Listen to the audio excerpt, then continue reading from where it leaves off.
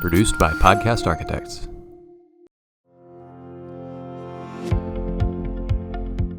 Welcome back to part 2 with my guest, Erlina Green Hamilton.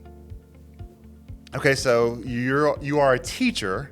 Yeah. And so Yeah, as my new personal hero, because you were one of the first, I'm not joking, I've been trying to merge this technology with some coursework, and now you're doing that for Dallas College. Please tell me. Yeah, so again, I taught at Dallas College's, my self-publishing course, taught that course through Dallas College's, and actually, since we last talked, I want to go ahead and say there's a shout I want to give to Michael Llewellyn. I don't know if you know him. Yes. He's actually teaching a course as well at UTD. Really? 4-hour night course, 10 weeks. I'm telling you, we're going to get this blockchain. We're going to What is going on with Dallas? I mean, I'm telling you. Why can't we?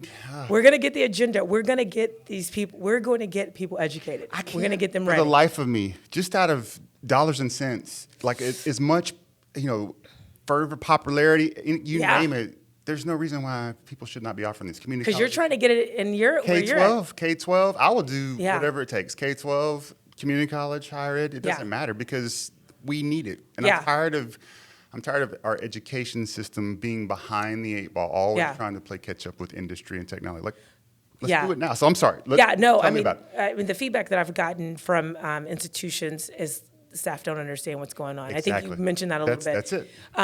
Look, so I've taught at Dallas Colleges before. They let me I have a great setup with them. Look, I love the school. I learned, took writing courses there. I present a syllabus, ideas. Mm-hmm. Maybe I'll present multiple ideas. I think this will be a popular class. I teach in the adjunct, so I'm not teaching for credits. I'm not teaching for credits, and I'll just say this, I teach on the weekends. So they let me pick my date. I said I pitched a Friday class and I pitched a Saturday class. My goal for the class is to get as many people up to date and informed as well. And so with that goal in mind, a weekend class works better for most people than not. And so I teach in their kind of adjunct extended education department. And so the class that I'm trying to push now, and that, look, I got a contract. I'm Dallas Colleges, let's go. It's in the fall.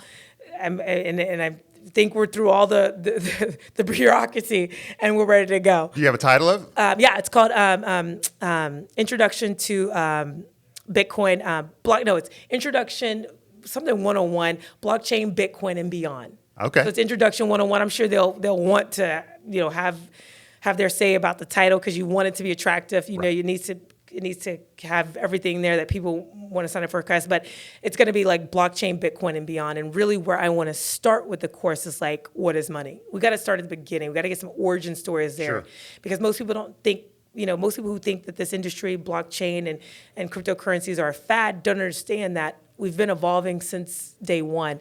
We were trading seashells in the beginning, trading cattle, trading, we had the gold standard. We went off the gold standard. Long time ago.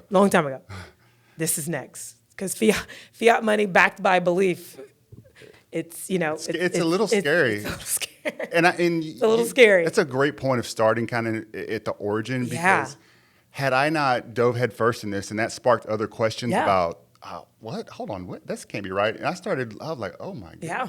I'm just hoping that this dollar is going to be worth something, I mean, it's pretty mind-boggling when you sit down and think about, there's really nothing behind this dollar. Yeah, your belief. Oh, yeah. Somebody else's belief. Take it from me. Right. I don't know if it's my belief anymore. We've all as a society, as a country, it's all the belief system working together, right? As a whole entire world, because the U.S. dollars are accepted most places. But that's a class I pitched, and I want to start at the beginning. I want to start kind of the history of money. Then I want to talk. I want to talk strongly about why this is not an optional technology. It's not going anywhere. And if I was a betting person, I would bet on smart programmers and developers. They've always been. Question. Look, they're in their basements, and they're just. Yeah. They're going to have a leg up on most of us who are watching on social media, on Twitter, right? Making a great deal of money doing that. Like, it is ridiculous. Sure, yeah. Building out these applications, building out smart contracts. Yeah, I think if you're looking for a career, this is not a bad one. Understand smart contract development. Get into that side of things because I heard I was listening to a podcast on my way here by Naval, Timothy Ferris, and they were talking with Nick Zabos. And he said, where's the opportunity for young kids? So I'm going to pass that knowledge on to you guys. And he said, marrying the traditional financial system with this technology. Right. Being the bridge. Because right now they're against each other. They're against each other. Yep. Right. So the course, I'm hoping to get in that. And what it really helps me do is also refine my thinking around the space. It helps me get deep into the weeds, because this is a very technical technology when we get into like cryptography. Right. And how hash rates. Merkle trees, Patricia trees, and all of that involved. And so what does it mean to tell a broader story where people can actually take something with them? And then they get interested, and then from their interest, they actually want to go down the rabbit holes and understand That's funny. Mechanics. Great point on, so there's a bridge between old school financial and kind of where we're going. There's also a bridge of educating for people that are not going to be just in the weeds with the technical aspect, but need to know enough of it. Like I don't need to know how to work on a car. Sure. Right? But I need to know enough to, if it runs out of gas and this is what operates it, and I have to know how to drive it. Well, that's probably debatable if I drive well or not. But I got to know enough of it to be able to operate and function and do the things I need to do. I think a lot of the bridge pieces in terms of communication education are still being kind of filled in. It's gotten a lot stronger, even within a year. Because when I first started it, there was a couple of videos on YouTube that explained it pretty well to me. I was like, okay, I can digest that, understand it, and could articulate it to someone else. Right. But it's come a great deal further. We're now reasonably educated folks that, if you can spend some time, read a little bit, digest some on YouTube, you can understand the crux of what it is. And there's a lot out there. There's so much information out there. There's so much. I wrote a great piece on my Medium about pump and dump schemes and the wells. So, gosh, that's the only thing that gives me pause, right? Is because the unseen manipulation behind some of it. And I don't, of course, you don't have enough, or I don't have enough of a lens to see how that goes. That you're trying to best guess on some of those things. Yeah, I'll tell you, we have more information than we need, and than we've had. The blockchain is transparent, remember? So you can see. You're right. So you can see transactions. You can go to Etherscan or anything like that, and you can see transactions. So I wrote this long piece, did some research, brought my husband in because he gets a techno aspect, and we got some great pictures and images for people who like that type of stuff too. But pump and dump schemes are very simple. Wells buy up a lot of stuff. Yeah. Media starts to hit, and there's like, oh my gosh, this meme coin is great. This is going to be the new best thing. You all of us, not all of us, because I don't buy meme coins, but people out there buy meme coins. Mm-hmm. There's a few that have had their day in the sun, and then there's a huge dump. And the article goes very succinctly. You look at the open blockchain. You see who bought it. You can see maybe not who it is, but you can see the quantity, right? And then you know that there's a game afoot. Yes. And so what happens when people with that information, because that's what the blockchain gives us, that transparency. So we have the information. Now what do we do with the information?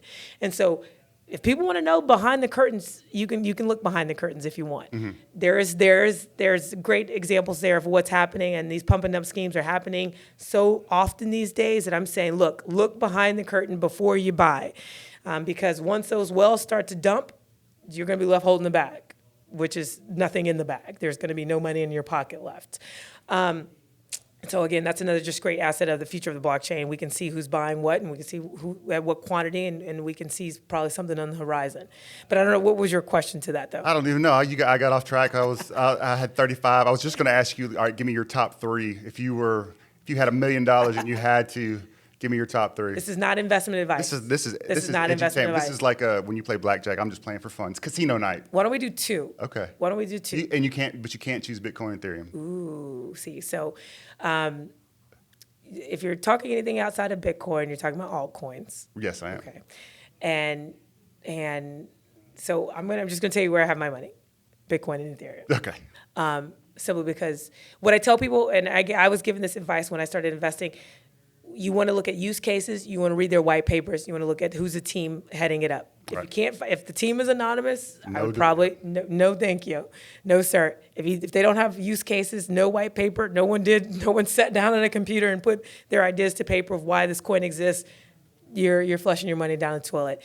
Ethereum, great use cases when we look at smart contracts. I mean, just opens up the future. The Ethereum white paper is very succinct. It's very long. I'm gonna tell you now. You can listen to it on YouTube. A guy reads the whole thing. I suggest people, if you don't want to read the whole white paper, somebody reads it to you in the Bitcoin white paper.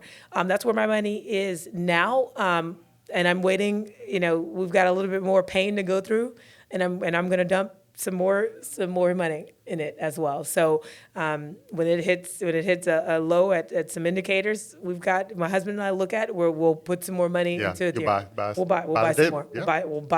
We'll buy that dip like never bought a dip in my life.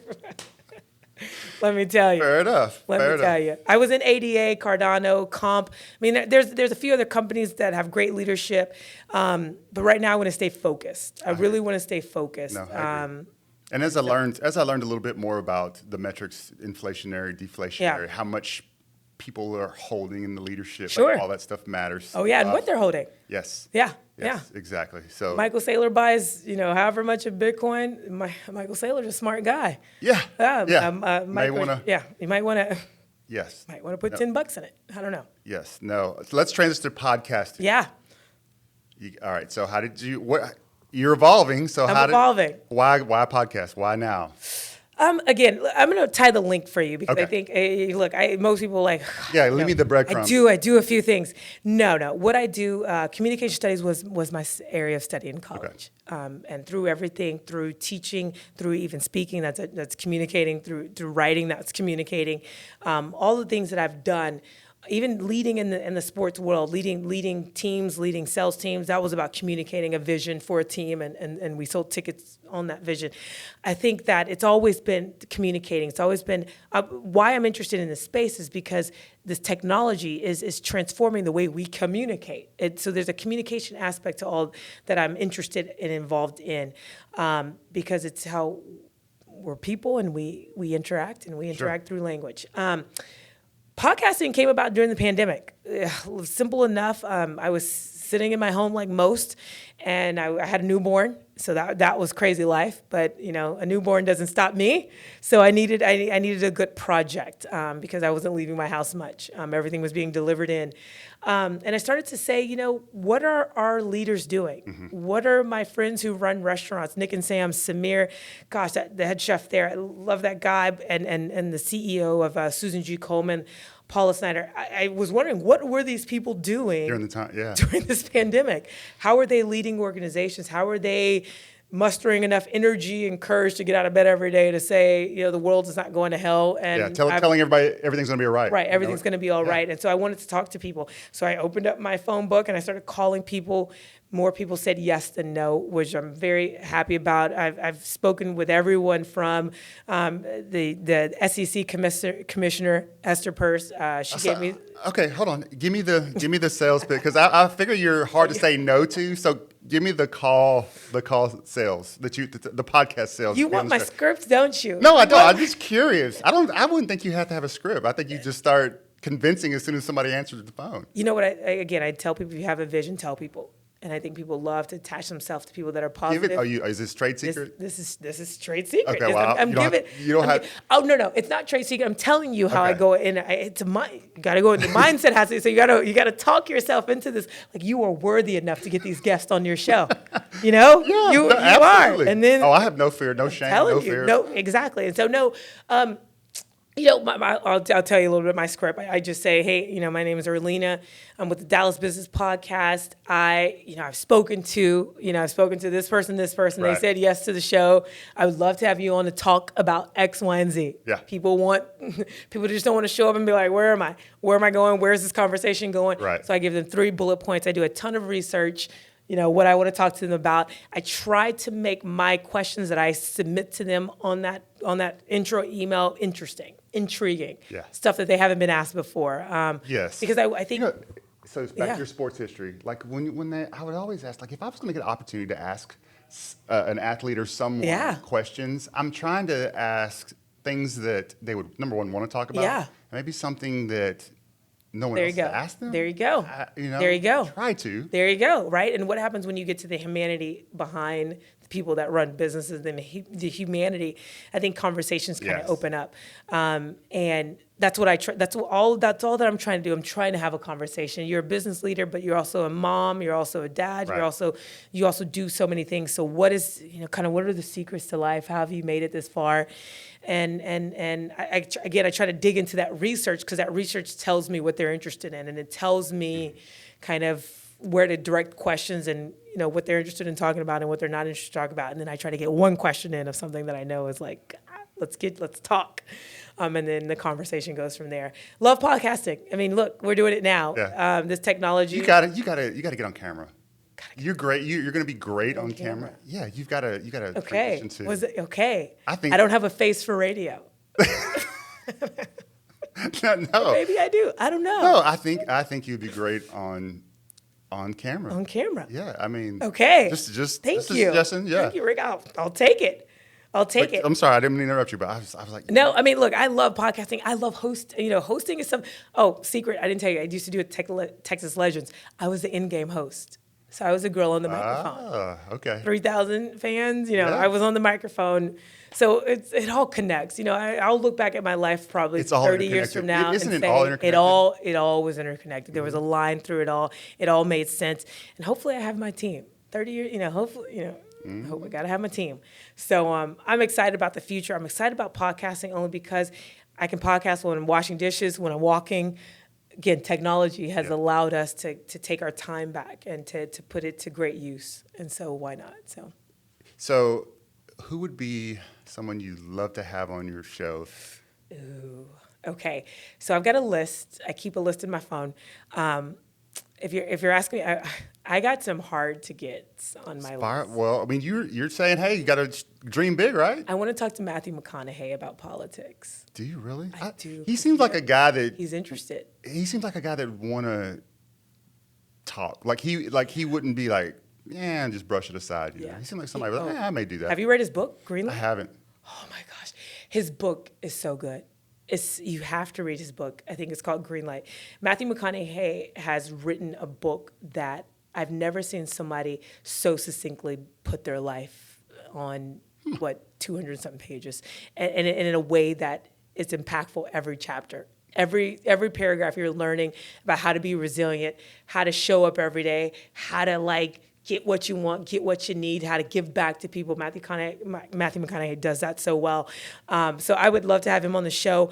My politics are interesting. There's some people I want to talk to because I hate the noise in the media now about how we're framing people. And so what if I could get a guy, and it's called the Dallas Business Podcast, so we're in Texas. What if I could get a guy like Ted Cruz on the show? And just to really unpack who that man is. Because that man is he's getting a lot of flack right now just for the way he moves about life and makes decisions. But who is the man behind the character of the politician? I'm interested in those very human questions. I would love to talk to, I'm mentioning a lot of political people right now, but I'd also love to talk to a guy like Michael Saylor. Mm-hmm. He knows some things about the future I don't know. And I'm very interested in knowing those things because I would like to know the future. I do. What about just a straight up guilty pleasure? No, it wouldn't be any benefit other than I just really want to talk to this person. Fun? Yeah. A fun person. Tony Robbins. That's still leadership and motivation. No, you got to get something who would that be for you then? Who was fun? Who would just I think these people are what? Oprah. No, I would want a stand-up comedian. Okay. Because I think their jobs. Can I share this with you? I think their jobs are so interesting and so difficult. Oh gosh, you know who I love? Who? Joe Rogan. Well, yeah. Well, he's in Austin now. That's the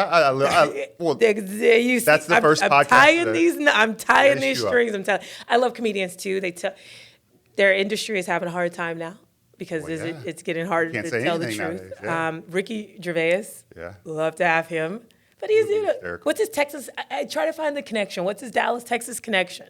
How would I get him on the show? I would have to really think there. I like comedians too. I love comedians actually. I watch a lot of comedy specials and stuff. I do too. I think the art of what they do is probably telling the one truth. of the most difficult things. Like, how do you get a reaction and laughter from people time and time again? Telling the truth through jokes. That's what, man. And with this, probably watching so many comedy specials. They're telling the truth about themselves and their lives, and they're going pain first. Oh, they're all tortured. They're souls. Tortured souls, man. Oh. So Joe Rogan's just a guy. He's talked to so many people. Mm-hmm. I would love to try to encapsulate what is the biggest lesson. I would love to pick his brain. I think Joe Rogan. These people are in Austin, so Lex Friedman. Yeah. Lex. Sharp dude. Lex is interesting. He's had some interesting conversations lately. I'm trying to figure him out though. Lex Friedman, MIT guy, there's so many people I would like to talk to, but I think now I've got to focus. I want to talk to some of the leaders here in Dallas who are running financial institutions. What we understand about this technology, blockchain, the fourth industrial revolution, even Web 3.0, is that what Netflix did to Hollywood, what Spotify has done to the music industry, DeFi will do to the banking industry. Absolutely. So in 10 to 20 years, 90%, gosh, I don't want to say 90%, a high percentage of people who work in the financial industry will not have jobs. I would think that obviously our banking industry, they are smart enough to see the dollars that are being made off of it, that they would start to pivot or start to say, look, we got to figure this out. We got to evolve or else we're going to lose. Yeah. Market space, we're going to lose customers, we're going to lose money, we're going to lose everything if we don't figure it out. I would think that those conversations would have to be. You would think. But look at what happened to Hollywood and Netflix. Look what Netflix did to Hollywood. Look what Spotify did to music. And you would think that there were people there who were leading those industries and would have said, "Oh, we're going to develop this technology. We're going to take it by the horns. We're going to be the leaders." And no, that's not the case. Because why? Because change is hard.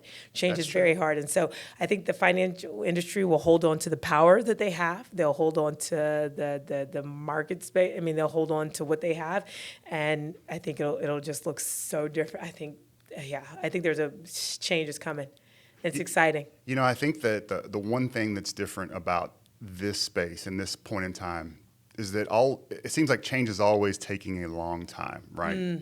There's very few times that I can think in our history where change has happened very rapidly. Sure.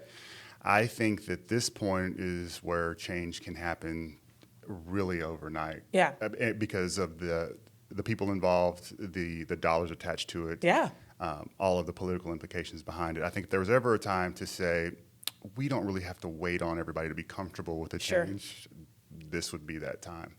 And that's been part of my urgency of why get it into the hands of students and educators. Yeah. Because I would rather we start working towards figuring out what the space looks like together for their benefit, because they're going to need to understand. I told my wife, because we had a conversation about finances and kids and college and all that stuff. I said, there is no way that our kids' future, whatever a 401k or whatever a pension, whatever there's no way that they won't have to account for Bitcoin, blockchain, some type of financial component for their probably working careers. Yeah. So they need to know. We need to know about it sooner rather than later.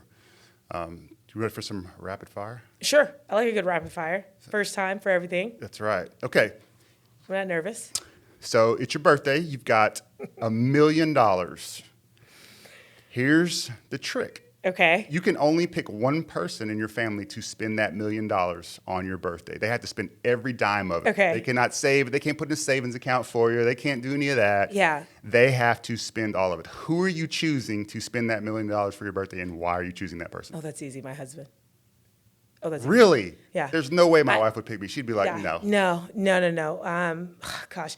My husband is, I think he's the most brilliant person I know. And I think what I believe to be true about him is that he always has, my best interest. And because of that, I would say, you've supported me through all of my many lives and you're appreciated.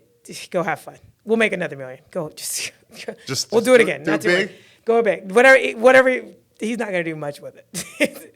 But he would have that option. He races cars. He has a little talent. He has a 96 Eagle talent. And the car has been sitting in our garage. It looks like hell. It's not painted. It's 2 different colors.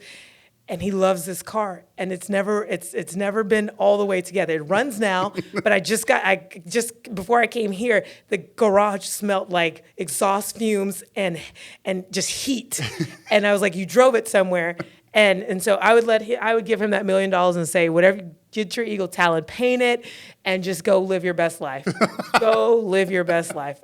That's my rapid fire for that. Okay, next question. If you could attend one sporting event, only one, which one would you attend, and who would you attend it with? You can't choose family or friends. It has to be somebody else. So which sporting event would you attend, and who would you attend it with if you could attend it with anyone? Okay, I know this is rapid fire, but I was there in 2011 when the Dallas Mavericks won the NBA gosh, you had to bring that up. So I'll say, if I had to do it again, I want to go to another championship game, and I want to sit next. I mean, look, give me Mark Cuban. I want to sit next to him. I want to see how he analyzes the game Don't from you an think owner. He'd be too invested in the game? I know, but you wouldn't get any time. You don't think he would be yelling? Oh yeah, all kind of I know stuff at the refs, stuff at the players. That's true. But how interesting would that be? Because you ask my husband now. We go back to Mavs games now, and I love the game. I love watching the game. We get the best seats, but I walk around. I shake hands. I meet people. I go back and meet my old clients. I know all the ushers. And so I don't know if that's the future owner in me or the future, mayor in me. I don't know. But it's I would love to sit next to Mark because I'm sure he's got an interesting perspective and interesting lens of the game. Right. And I would probably enjoy it. I would have a good time. Did you see his face when the roof was leaking the other night? Like he looked like somebody was about to be strangled over Somebody's getting fired. No, look, the building's Yeah. I don't know. Again, even that type of stuff. What is he saying? What is he thinking? Oh, I know what he's thinking. But bless whoever's heart is responsible. Who's responsible for that, right? No, look, we went to the game they lost against the Warriors, and gosh, basketball still moves me. The game is so competitive, and again, I go there not only for the game but for the people and the snacks. But I love a good basketball game, so it's going to be basketball, and my person's Mark Cuban. I would sit next to Mark Cuban in one of his seats, of course. Of course, yeah. Of course, because enough said. Favorite movie? Now or when you in there? Favorite movie of all time? That's a hard one. Gosh, so the ego in me wants to say like something smart. But I don't want to lead with ego. Why don't we go with my childhood movie at 15, 16? Any Given Sunday was always a good one. Any Given Sunday, okay. Any Given Sunday. Yeah, you don't worry about saying something smart. Mine's Dumb and Dumber. So like that's okay. There you go. I love that movie. But if you ask me TV shows, Ozarks. Oh, my wife loves that show. Telling you. Yeah. It's good. I need to find something. I'm not a big on TV. Like I don't get attached to the series as much as I used to. You're missing out, my friend. I know. You're missing out. It's good times out there. Netflix is doing some good special things. Food. Last meal. What's my situation? Like you're dying. Give me ice cream. What kind of ice cream? Chocolate ice cream. That is chocolate with whipped cream on top. Like a sundae? No, I don't want the nuts or the cherry. No. I want ice cream, and I just want whipped cream on top. That's it. Life is good. Life is good with that. What about you? That's a pretty simple request. I'm a simple girl. I'm not getting that vibe. I'm a simple girl. I think you're very driven and intentional about what you do. That could be simple. That could be simplicity. Actually. 10 years from now, where are you? What are you doing? Ooh, man. I've got a list. I've got this laid out. 10 years from now, I probably did go to law school. Contract law interests me. I am on this. If I'm not having a team develop smart contracts, I'm definitely leading something in that space. gosh, I've bought the house of my dreams. I've have all the material things that I need. My family's good. My extended family's good. And I'm investing. I'm investing. I'm investing in companies. I'm investing in the space. I'm using, the law degree to think differently, and I'm still going. I'm still moving. Yeah, pretty much. Awesome. Thank you so much. Thank you. Total this stranger. Is fun. I reached out to you. Thank you. I know. I appreciate you reaching out to me. Now I got to have you on my show. Oh, and I've got to get challenging. I need the dirt. I need you to tell me stuff that people don't know that you're ready to talk about, because your life is short. You've got to bring it to the forefront. That's not fair, because I'm scared that you'll be drawing that out really easily, and next thing you know, I'll be like, oh, should I have said that? Maybe not. The truth will set you free. It will. Yeah. When you're in schools, and I've always practiced to make sure I'm straight and narrow. I'm a bit, because you can't say anything, right? Sure. You just got to always play it very, very safe. So. Boo. I know. I'll be your running mate.